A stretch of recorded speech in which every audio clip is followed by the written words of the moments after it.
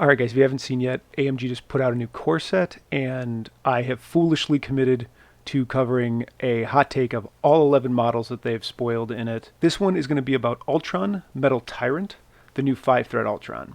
I'm going to run down his stat block. It is 445, it's 8 health on the front, 6 health on the back, 5 threat, size 3 medium move, and he's on a medium base. Concussive blasters. After this attack is resolved, gain power equal to damage dealt. So typical builder. Nano Corruption Wild. After this attack is resolved, the target character gains poison and bleed.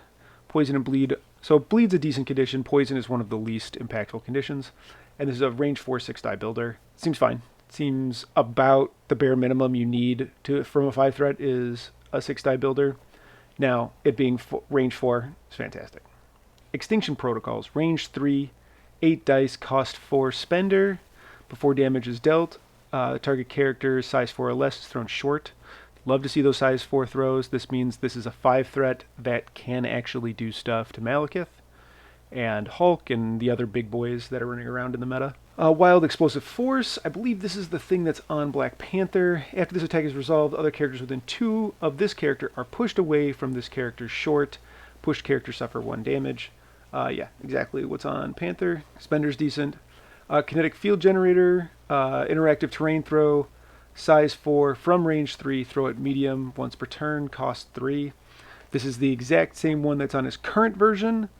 This is about as good as a throw gets these days, if it's terrain throw only.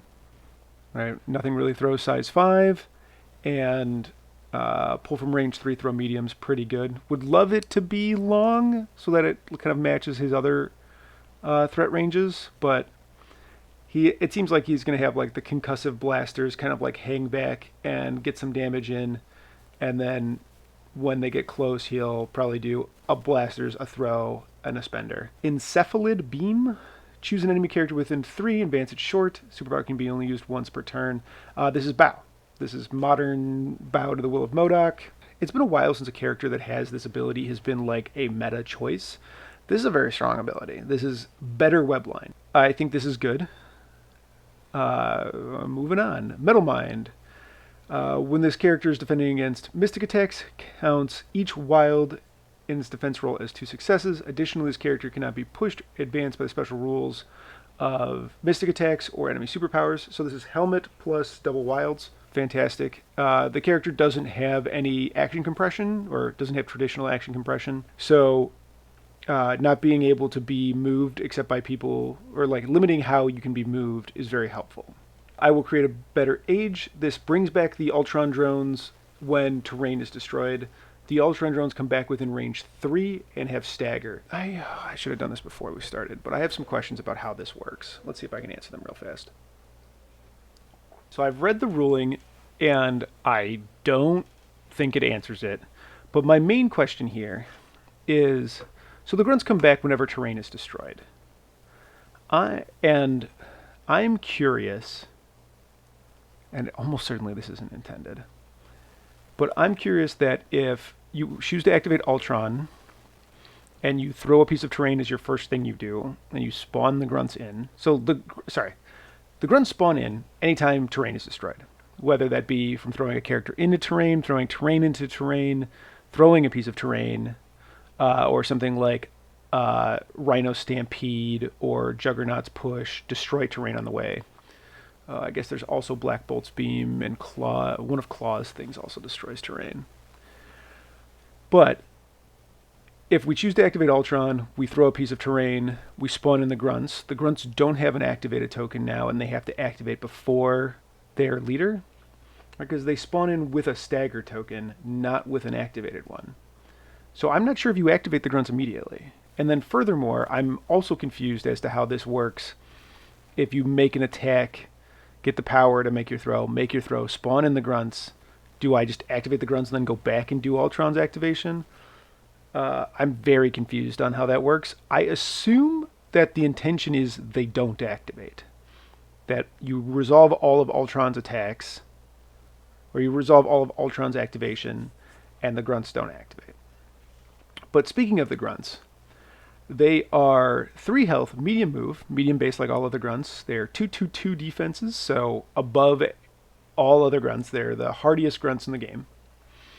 They have a range 3 4-die energy blast. They have a 0 cost reactive superpower that essentially makes them deal 1 damage to everyone within 2 when they die. So, important fact here. So a lot of people are talking about how they explode when they die and they deal damage to all enemies nearby. This is in fact optional. This is relevant for really 2 reasons. So one, if you want to be somebody who's talking about missed triggers, where, you know, like you forget to measure who is in or whatever, you forget to resolve the ability and it's like 2 turns later.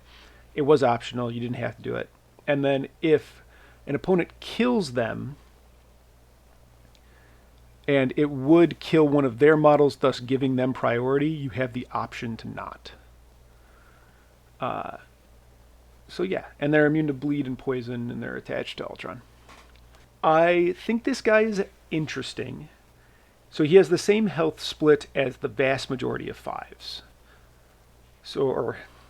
As the majority of 5s, and I think that with 4-4-5 and the superior mental defenses, I think this puts him on the tanky side of 5 threats. So like if you think about MODOK is 10-4, or MODOK 1 is 10-4, Thor is 6-8, Black Bolt is 5-9, Red Skull is 7-6, so, and Red Skull's squishy. So I think Ultron is on the tankier side of 5s, but he's not like a tanky 5 like the way that Juggernaut's a tanky 5. Claw is 7-7. I think Ghost Rider's 8-7. Yeah, Ghost Rider is 8-7, so less tanky than Ghost Rider. Or maybe similar because of how things go. Cable's on the light side at 6-7. But yeah, so he's definitely on the tankier side of 5 threats. It looks like 5 threats. There's a lot of 6-7s. There's a lot of 13 hit points and a lot of 14 hit points. So on the tankier side, important note here, Ultron's alter ego, or Ultron Metal Tyrant's alter ego is Ultron, and original core box Ultron's alter ego is also Ultron. So all the cards that say Ultron on them work for both of these characters. So you can play Age of Ultron. If this guy KOs, you can spend 10 or 8 power or something like that. So you can spend 8 power, bring him back to life. I actually think the biggest problem with this card is how late in the game it gets played. How it requires your Ultron to die. And he drops all the objectives. So really, this card is so unbelievably safe. I think for this Ultron to be good, Age of Ultron has to be a card you're not really playing. It is nice that it's hard for them to deny Ultron's activation after he flips. I guess that's good.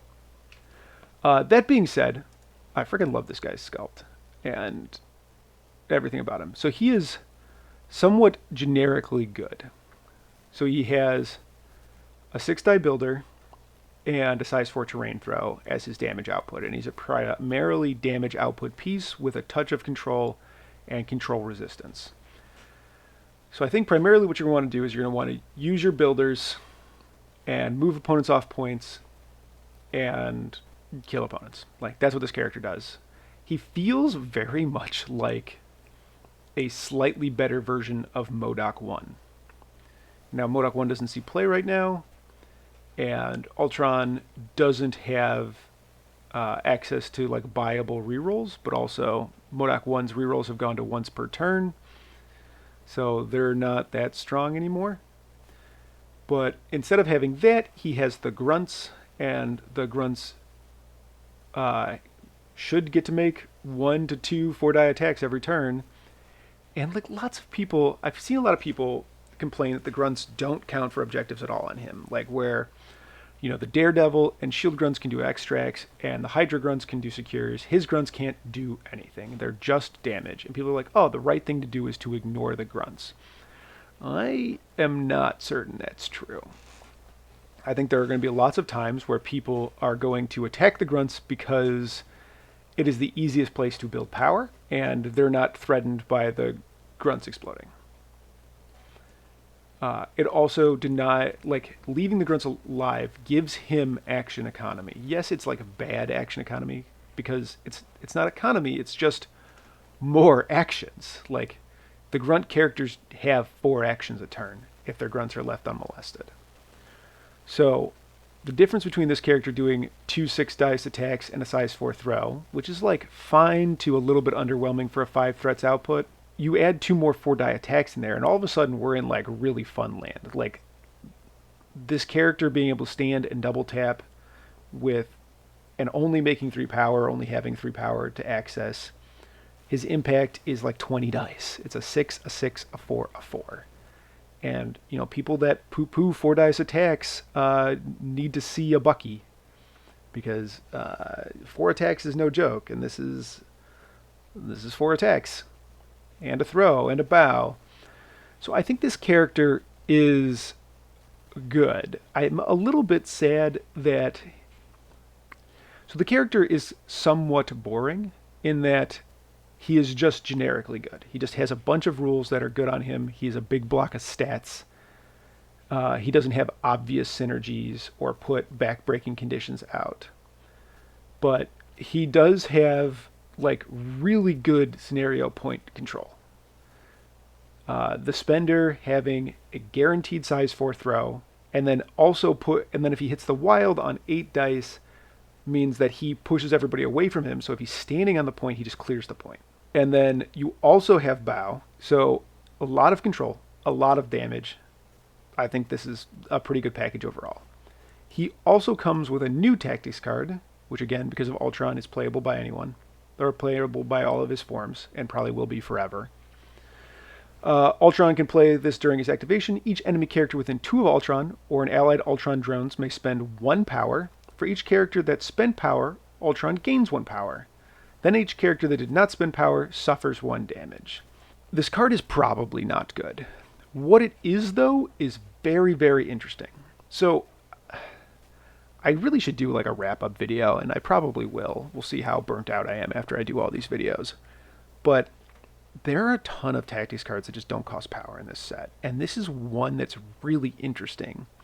So this card kind of functions in 2 ways. It can either build Ultron a lot of power, or it can splash a lot of damage.